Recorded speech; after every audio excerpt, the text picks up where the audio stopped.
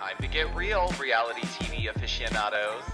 Welcome to the Georgio Says podcast. I'm your host, the one and only Georgio Takanakis, and I'm here serving you the juiciest updates on all your favorite reality shows weekly, as well as the hottest pop culture trends, and even exclusive interviews that will leave you wanting more. This podcast will keep you on the edge of your seat. We definitely need to talk about this. The Georgio Says podcast starts now. All right, what's up, you guys? Happy Monday. Happy Monday. I hope the weekend treated all of you well. Wow. I don't even know where to begin. So, first off, let me just update you guys really quickly because I went to a RuPaul's Drag Race concert at the MGM in DC, or the DC area rather. But anyways, that was on Saturday night. So it was me, my partner, my father-in-law, and our other friend. She came with us as well. And so we had dinner at the MGM casino and then a cocktail, and then we went to see the concert, which was phenomenal, had such a blast. But I had before that, when I mentioned we went and got a cocktail, so we were walking to the casino bar. There's like a sports bar type situation. They have like a normal bar, but you can sit up there and play like the video slot machines or whatever. And so we're walking up. It's just me, my partner, and our friend who was with us, and I see a gentleman who, he looks like anybody that you would see that worked in any type of fashion environment. He had very black, thick rimmed eyeglasses. He was wearing all black. He had, he was very much put together in a way that you would just assume he either worked at a salon or he worked, he worked in fashion or did something super duper creative. So as soon as we walk up the steps to go to the bar, I see him, waving at me. And so I was like, oh, I don't know. He clearly either, I don't know, maybe he actually is someone I've met before and he recognized me. So I went up to hug him because it was like he was there with a couple of his female friends at the bar and it seemed like they were just having a good time. And so when I went to hug him, though, he went to like kiss me, and so it was very like awkward because I was trying my hardest to like not do that. It was like he was intentionally trying to kiss me. So then I stepped back, and before I knew it, my partner was standing right behind me, and he went straight for my partner and was like, he made a sexual comment and then went in and started like kissing him too, and then my partner was freaked out, but he like kind of didn't understand, and then he looked at me and was like, wait, is that do you know him? And I was like, no. And everyone was just like, it was funny. It was also wrong. People shouldn't do that. Like, it's kind of it's not kind of, it's actually very intrusive. I didn't take it that way in the moment. It didn't feel that way so much because I think he was just trying to have a good time. But at the same time, it was really uncomfortable. Nonetheless, other than that, the night was fun. The food at Ginger, there's a restaurant in the casino called Ginger, was amazing. And then we went to the show, and the show was great. We had amazing seats. Thanks to my lovely partner for getting us amazing seats. But yeah, it was super fun. Really entertaining, very much great crowd. Everyone was enjoying themselves. And yeah, so now here we are. It's Monday. So that was my weekend in a nutshell. But yeah, so I want to cover a couple of, hot topics, if you know how it goes. It's just funny because we have a couple of moments to discuss. So obviously, if you have been paying attention, Sunday nights has been Real Housewives of Atlanta, and then we have Real Housewives of New York, which I'm gonna recap New York for you guys later in this episode. But obviously Atlanta's season finale was last night, and there was already a lot of rumblings, more specifically from Kenya's side, because she did the Carlos King interview, and it's clear that her storyline's being edited out. Okay, we are not going to see the Kenya Moore hair care spa salon come to fruition, even though they did film an entire thing there. So, because we saw the photos, but it was kind of pre-warned, we're probably not going to get this. And also through the season, we saw them cut out different things that we saw in the trailer, like Cynthia's moment when she came to visit Kenya the first time. That was cut out for whatever reason, but then we obviously, luckily, got Cynthia towards the remainder part of the season, midway through and towards the end. But I think one of two things. I think either, well, I think it's one thing, if I'm going to be completely, and I'm just going to be honest. I think there's one thing, and I think that based on, this is just based on what I've picked up on what Kenya has talked about, more specifically in her Carlos King interview, where she talks about how when they were in Portugal and how she kind of broke the fourth wall in the moment and called the ladies out for having fake storylines and putting on all these acts and pretending to be feuding with someone there just to have something going on. I think if that was just one thing, I can only imagine in reality what else she was saying and doing, or maybe even complaining to production about it along the way. And I feel like maybe because she was maybe somewhat disruptive and didn't really pull her weight, because again, she wasn't being challenged by her current cast. And I know you guys have your opinions about her and not showing up for her storyline and or bringing a storyline that's solid, and I agree to some extent, but I also can agree with the fact that we don't see what we don't see. It doesn't mean they didn't shoot anything. It doesn't mean that she didn't film stuff that would have maybe contributed to some sort of storyline. But if I'm honest, no one here on the cast this season had a storyline. I feel like everyone had a storyline within the last half hour of the finale. That's my opinion. Because a lot of it was just all over the place. We didn't really, there was no cohesion to anything. There was no, it just seemed like a lot of like new stuff got brought back up, and then that's where things got like spliced together. And then, but all in all, it all just centers around Drew and the mess that is her divorce filing, because then the ladies find out about it, and then it just turns into this whole thing. Now, there were a couple nice moments, like when Sheree was done doing her interviews and Drew was getting ready to do her interviews. Sheree came in and shared that her father had passed away just 2 days before that. And so, but she wanted to put all the issues that her and Drew had aside to come and just kind of show her support. But it was a really emotional moment because it was, to me, it was beautiful because it was like a real raw moment where we peel back the layers of this like reality show, right? And we see them kind of organically, and it's like two coworkers who may not always see eye to eye or don't even get along really, but when it comes down to something like serious like this, it's like it's nice to see people can put stuff aside to then be a human being at the end of it. You can put all that, because that's what I mean, at the end of the day, like it's all petty BS, to some degree.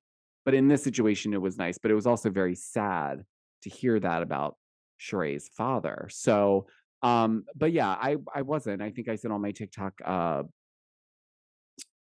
recap, I didn't do a recap. I take that back. I was sharing the hot mic moment when Courtney was doing her interview, and they kind of, which is, I have a whole opinion on that. But it's clear that they had the whole Drew situation, so they're going to sensationalize it. Now, to me, it feels like this could reek of an inside job, like we're all in on this, or this, in fact, is something that is really playing out. And maybe Drew feels like she's got enough going on in her personal life that she can stand up for herself and maybe not have to stay in this, because it's not like this is the first time she's dealt with any of these issues. So I think now that she's done the movie, which a lot of people, I have not seen the movie yet, but I intend on watching it. But I have seen a lot of people say that it is literally art imitating life, because that was what the name of the finale episode was. It was art imitating life, or art imitates life, something like that. So it's interesting. So I mean, I don't want to go down that rabbit hole until I see the movie. But based on the reunion trailer, it does come off to me as a little bit acting to some degree, because I just feel like I don't know, something about it, that energy between Drew and Ralph at the reunion in the trailer, it just seems off to me, like not in a like, it just seems like this is all made up, or we're sensationalizing something to benefit someone else's project, maybe, perhaps, allegedly, but let's get a storyline and secure next season for our family, essentially. So I don't know. I'm kind of in between, but who knows? We may not even see Drew next season, but we might. This is the way they're blowing this whole storyline up, which, by the way, I have to say, I don't understand what the big deal is on whether or not she's bisexual or gay or whatever the case is. I think what I'm stuck on is the fact that, like, clearly there was some toxic stuff going on within their marriage, and something had to change along the way. And I think a lot more attention being put on their relationship was putting it on thin ice when it was already there. So I think, yeah, we'll see. We'll see how this goes. We'll see how this plays out, because I'm not sure how Atlanta's going to move forward. It didn't seem like, from what I saw, either that Candy was super happy with the way that they kind of tied up her storyline and go into the reunion. I'm not, listen, I think that there definitely needs to be a meeting on how to revamp this franchise. Something's got to be done. This is just, it's horrible. It's horrible. This whole season was horrible. So I don't know. We'll have to wait and see. But in other news, slightly funnier news, I guess, depending, well, for Kyle Richards, it may not be funny, but I think it's hilarious, because I think everyone's had this moment. And if you haven't, you almost have had this moment if you use Facetune or anything like that to, lightly edit your photos, when you're doing your little selfie and you just want to just tweak certain things, right? So Kyle had posted, because Kyle's in Paris, or was in Paris. I don't know if she's still there, but she was in Paris, and she was at the Hermes offices with Michael, who's an executive. And he's hosted many Housewives there. So I've seen Kyle with him numerous times at this point.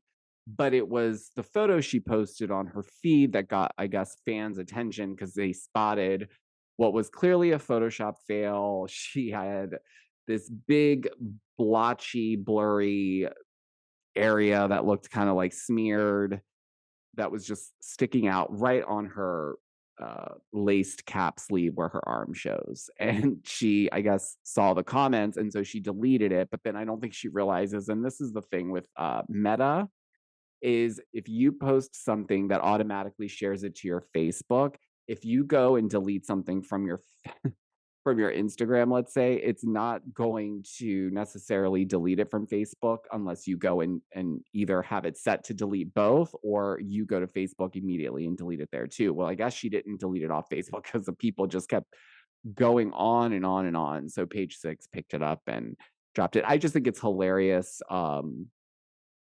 Because I feel like it's happened probably to more people than we know, because there's some people that are good sports about it. Like, I use Facetune, obviously, not like heavy, but like, yeah, of course I'm gonna tweak stuff. Like, want to look like my best self always, but not to the point where it's like, I mean, I think that it wasn't an oopsie because if you did make an oopsie like that, you would notice it. Now, I question, like, did she edit this or did she post it? Or maybe she was doing it on the fly. You know, sometimes when you're busy and you're just kind of like moving through and you're like, oh, I want to post this right now. So you just go in, you're like quickly like, maybe she really didn't see it. I just find it hard to believe. Like if you see the photo, which if you want to see it, you can go to my Instagram. Um, at Georgio says I talk about it on my one of my latest videos, but like it's very clear as day that it's like it's a Photoshop fail. At any rate, poor Kyle. By the way, so TV Deets, shout out to TV Deets, is reporting that we are going to be getting the new season 8 of Real Housewives of Potomac, November 5th. Now, I haven't gone back and done my timelines yet, but why do I feel like we're getting Potomac back before we get Beverly Hills back? Now, there's not been an official date for Beverly Hills, and we haven't really gotten a confirmation on Potomac, but I trust TV Deets. So I'm wondering why we're pushing this Beverly Hills season back so much, unless it's to purposely put it in a cycle where it airs around the same time now. Like I just don't get it with everything that's been going on. But nonetheless, we've got to discuss New York. I know I say it every week. I know, but guys, it's really getting good. I am loving it so much. So much. The mid-season trailer was everything. This latest episode was a strong 8.5 out of 10. I'm not even like fluffing it. It was good. It was good. So we're going to take a break. And when we come back, we're going to recap it. So we'll be right back. Need to escape life stresses? Bosa Massages in New Jersey offers blissful, Swedish, deep tissue, and hot stone massages both in office and at your home. Even Real Housewife Margaret Josephs raves about Bosa Massages. Or you can try their therapeutic cupping for those persistent problem areas. Not sure which is best for you? Reach out to Billy for a consultation at 848-252-4010 or email at bosamassages@gmail.com. That's Bosa Massages, BOSSAMASSAGES @gmail.com, and book a session with Bosa Massages, where New Jersey comes to relax. All right, guys, so we've got to discuss Real Housewives of New York. Last night's episode, You Wreath What You Sow. I'm also loving the titles for these episodes, the last few. They're really getting good at the play on words with what actually happens in the episode. But this episode was jam-packed. This was actually another one that was like, because I talked about earlier in this episode about the emotional moment with Atlanta and all that stuff. But this episode, you guys, and let me just say this, I'm really, really here for Jessel Tank. I really am. She's got a lot of layers and story to tell. You can like after this episode, I am like honed in. I am like ready to continue peeling back those layers. I'm also ready to continue peeling back the layers on Miss Jenna Lyons because we find out what Jenna's real name is in this episode, and it's just hilarious. So these ladies are bringing it. They did an amazing job. But let's get into the episode because we start off with basically she's with her husband. They're kind of recapping their event that they just had for doing their vows or whatnot. But Erin is very like, she is irked, okay? Because it's clear we saw last week when her sister had to go up to Brynn and Sai and Jenna and Jessel and be like, guys, pipe down. Like, it's rude. Like, they're literally like speeches going on. People are like, you can't be talking. And it's clear that Erin obviously would find out about that through her sister. But I think the other part that ticked her off was the fact that not only were they being rude, but then Sai leaves without saying goodbye. Okay. So, which I think is rude, like food or not. Like she could have easily said, okay, I'm gonna go. There's ways to do it and not be an asshole. And if I'm gonna be honest, that's an asshole move. Like you don't that's like leaving I mean, I don't know. It just you're invited to someone's event. Like you say bye. But nonetheless, but right before Aaron's conversation with Abe, we see Jenna doing a casting for her Love Scene lash brand. And it's like a Target campaign. So she's kind of doing a revamp. She's updating the website with new photos. And this is a new collection. So she has Sai come to help with the casting.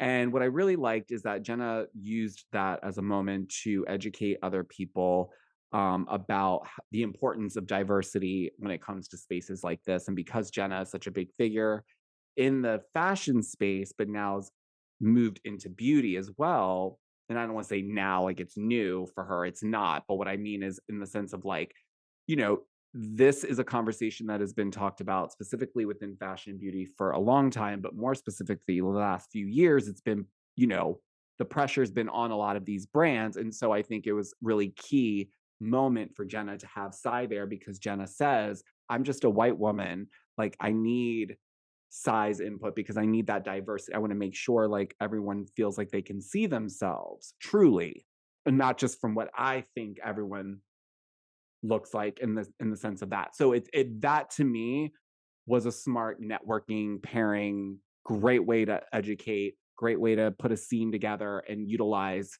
the the casting to point out something important like diversity, inclusion, so everyone really can truly see. Having that voice in the room is so key. Um, and so I applaud that. But in that same breath, when Jenna lets Sai know that Aaron was not pleased with her Irish goodbye, Sai gives us zero F's. Like she's like, I really don't care. Like she really didn't. And she meant that with her whole being. And so when we get back to the conversation with Aaron and Abe, her husband, then Abe, I guess, then decides maybe this is a good time to tell Aaron, since she's already pissed off at the girls for how they behaved at our event, that Bryn was also hitting on me and throwing the word divorce around. Well, listen, Aaron, I think Aaron's had enough. I feel like Aaron's been put through it a lot. We had her Hamptons girls trip that she hosted. I just feel like everyone's ganging up on her when it comes to like how she hosts things, what she has, how much food she has, what kind of food she has. Like it's just like, but in the same breath, it was the wrong time for Bryn to make that joke. And she even admitted that. So it's not like she's not aware of that at this point. But it's also interesting too, because it's like, well, in the moment, even though he was awkward, he did laugh at some of the stuff that she said. Because ultimately, I think he knew she was just being funny. There's obviously cameras here. Like, who's really going to be this bold? Well, I shouldn't say that. But in this moment, that clearly was meant to be a joke. And I think that's kind of the energy and why she's pushing that rather than apologizing.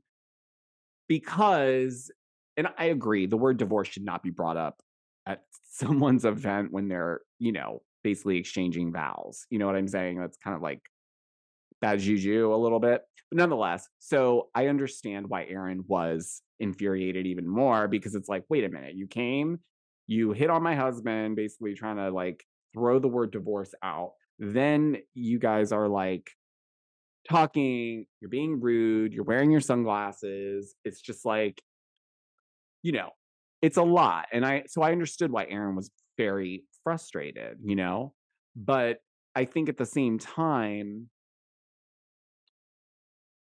to take it out of the show for a second, these well, I think some of these ladies, more Bryn, and I love Bryn, but she's very, very aware that she's filming a show. She's filming a housewife show. She's got to make moments happen. So I think that a lot of this is just playful, but it's also just how Bryn is. Like, I feel naturally like Bryn is just a naturally flirtatious person. I don't think she means anything by it. I really don't think she was intending on trying to really come on to Abe. I think she was just making jokes. And as she pointed out, she was making a Friends reference.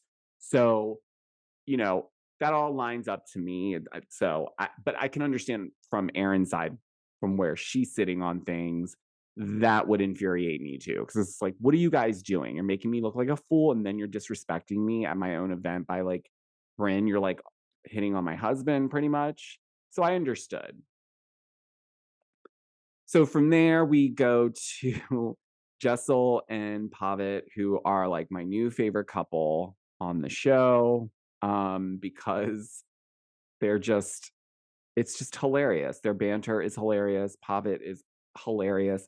Jessel's really grown on me the last two episodes, I would say. She packs a punch, but she's got some great stuff in there, and it's all like slowly coming out, and she's funny. Like, I found her to be very funny this last episode, and I also found her to be very vulnerable. So at this dinner Jessel and Pavitt are having, Pavitt has her basically on the hot seat because he really wants her to come clean to her mom about how they had their twins. Basically, she's been keeping the IVF process a secret, and so that's been something that Pavitt wants Jessel to be honest about, because he's really afraid that her mom will find out through some other source, and that would be more devastating. And I agree. I 1000% agree with that, because that would be even more traumatic and hurtful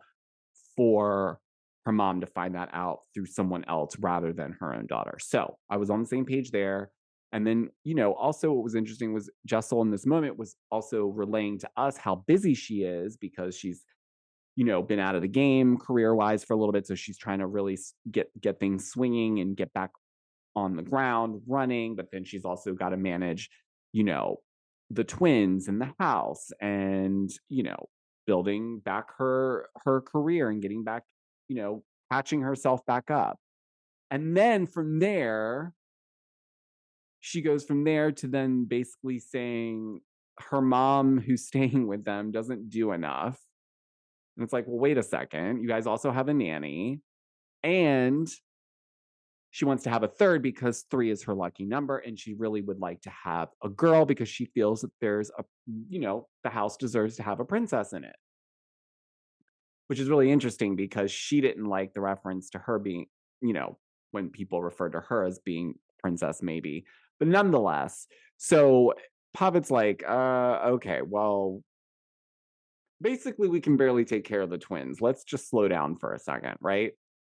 So, and then the other funny part to this was like, first we had Jessel basically like call Tribeca an up and coming neighborhood, but right before Pavitt and Jessel go to dinner, they're walking up to the restaurant, and he makes a compliment about the neighborhood. He's like, it's really nice here, and she's like, this neighborhood? Like, it was like another moment where she's just like downgrading a nice part of New York where no one would ever like look at it that way, but for some reason she's looking at it through that lens. But it's also, it makes sense because Jessel comes from, I believe, a more suburban setting and that type of thing. So like the city to her, I think, I don't know. I don't want to speak for her, or her experiences rather.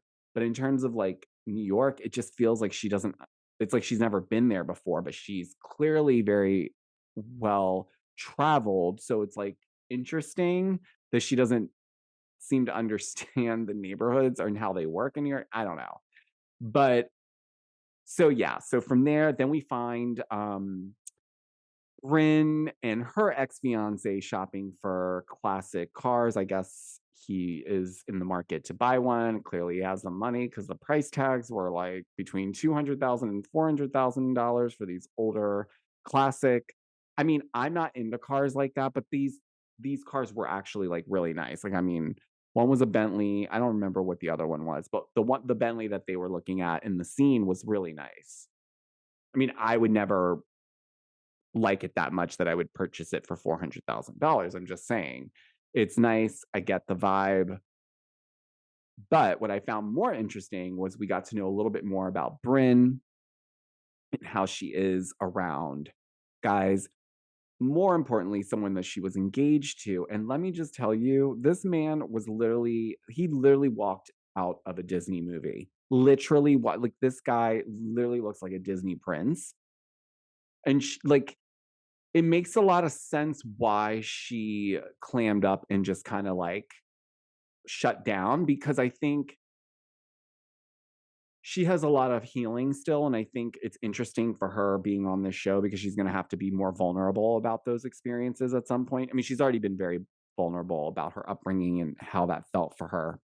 But when it ties into commitment, I think, and this is just my opinion, it feels like she's really doesn't feel worthy of someone who would maybe treat her like the queen that she is. And it seems like this guy really, I mean, I don't know him. We only got to see him like 5 minutes on screen. But what I did see was someone that clearly adores her, not adored, not past tense, clearly, because watching it back, it's like he's still enamored with her. And she's gorgeous and she's got a funny personality and she's got all the boxes, you know what I mean, that you could ever want.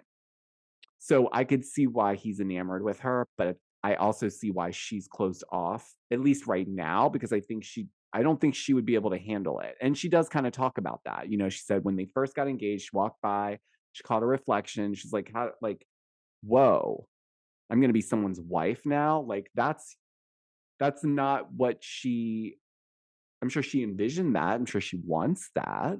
But I think in reality,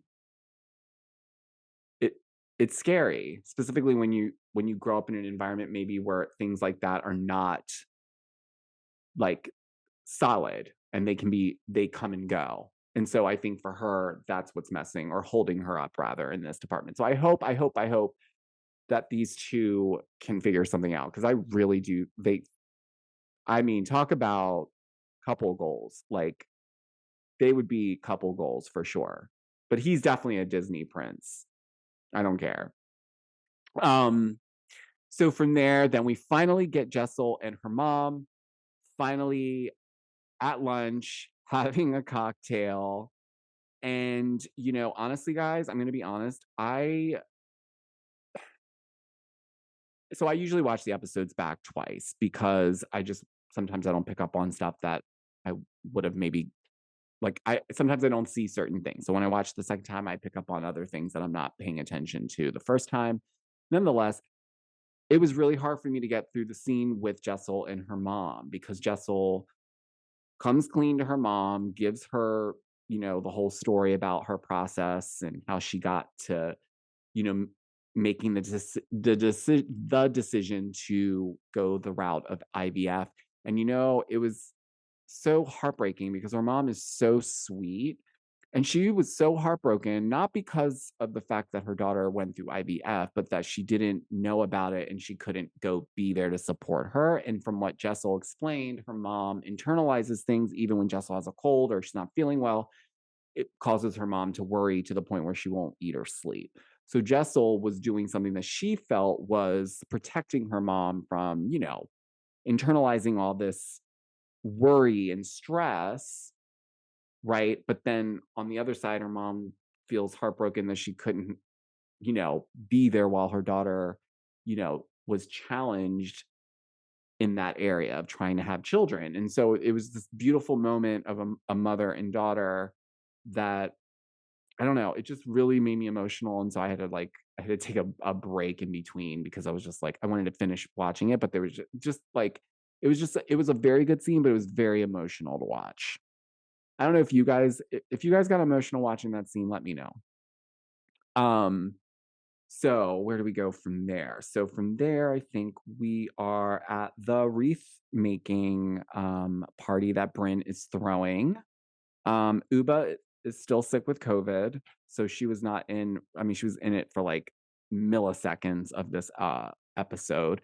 So Bryn threw a holiday get together where the ladies come and they make a wreath, which is super cute idea, by the way. And it's a really good thing to keep on my list. Maybe something to do for this holiday with some friends. But nonetheless, there they go. Again, the food, I feel like food's gonna be a huge topic. It already has been for the season because, I mean, nothing is good enough for Sai. Sai walks in, she's looking, she's like, "Ugh, brown avocado." And she's like, she just it her nose is just always up in the air. It's either not enough food, the food there is not for her, like she won't eat that, or it's just not to her level of standard of like whatever. I'm not sure. My whole thing is like, look, if Jenna Lyons is not complaining and she's partaking, then it must be good enough. That's just my take. Okay. Maybe she has different opinions, but I think it is kind of rude that Sai continuously picks on the food aspect of things. Like she's not a like, I don't know. So then Jenna shows up and Jenna comes in full hand in hand bags, boxes. She's like, she looks like Santa Claus. So she brings in all these boxes, which are goodie bags basically for the girls, just super sweet. And it's all products that she kind of collected for each of them that she really enjoys, that are small businesses, women owned brands. And so, Merry Christmas, ladies. I think that's a really nice gesture. And so then we get to the wreath making. Jessel comes. And then we get Aaron finally shows up, but Aaron walks in and it's just, she's not happy. It's clear. She walks in, everyone can tell she's not happy. She's pissed, something's up. So she sits down, and then it comes up finally that, you know what? She has a bone to pick with Sai. Sai, you left without saying goodbye. Sai tells her to her face, I don't care. Like, it's not that deep. You didn't have food there for me that I could eat. I was starving. I needed to go eat. Aaron didn't care.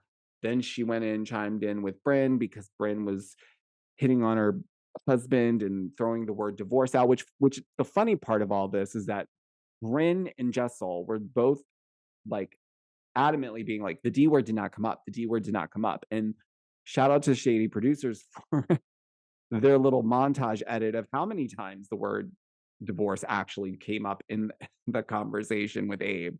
So, these are the funny moments that kind of make these conflicts not so like deep and dark when you see it, like, because it's like, yeah, she did say divorce. That's like absolutely what she said. She said it multiple times.